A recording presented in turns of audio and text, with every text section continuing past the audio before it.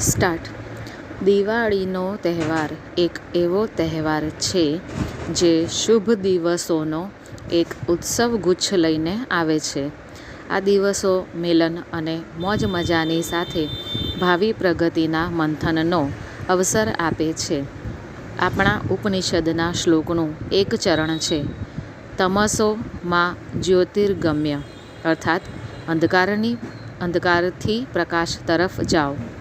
દીપોત્સવ અજ્ઞાનના અંધકારથી જ્ઞાનના સર્જન સાથે પ્રગતિના પ્રકાશ તરફ જવાનું પર્વ છે.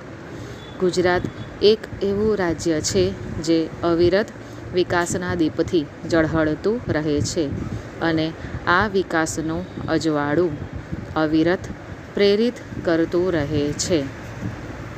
ગુજરાતે વિકાસની એક નવી કેડી કંડારીને તેના થકી દેશ અને દુનિયાનું ધ્યાન પોતાની તરફ આકર્ષિત કરવામાં પણ નોંધનીય સફળતા હાંસલ કરી છે.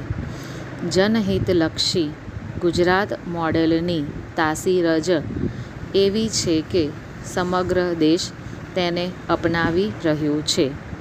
ગુજરાતે હાંસલ કરેલું આ ગૌરવ આપણે જાળવી રાખીએ અને આ વિકાસ યાત્રાના સક્રિય ભાગીદાર બનીએ.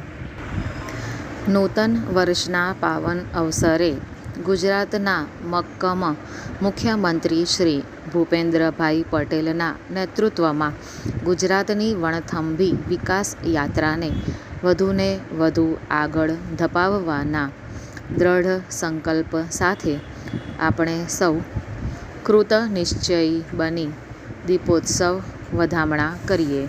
પેરેગ્રાફ. પ્રતિ વર્ષની ગૌરવભરી પરંપરા અનુસાર આ વર્ષે પણ રાજ્ય સરકારનું માહિતી ખાતું સાહિત્ય રસિકો માટે વાંચનનો રસથાળ લઈને આવ્યું છે. આ ગુજરાત દીપોત્સવી અંકમાં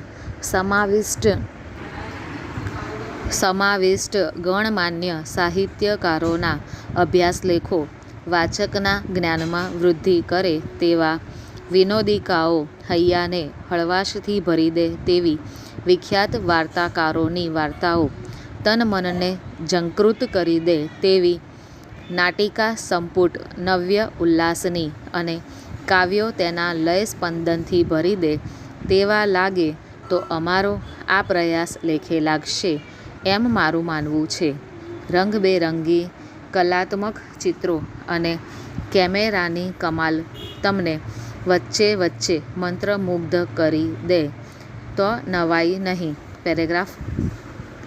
વાંચન એ મનનો ખોરાક છે. મને શ્રદ્ધા સાથે વિશ્વાસ છે કે આ અંકની વાચન સામગ્રી આપને કેવળ નૂતન વર્ષના પ્રારંભે જ નહીં અપિતુ આવનારા સમગ્ર વર્ષમાં અવિરત નિજાનંદ આપે તેવો મનનો મિષ્ટ આહાર બની રહેશે. સ્ટોપ.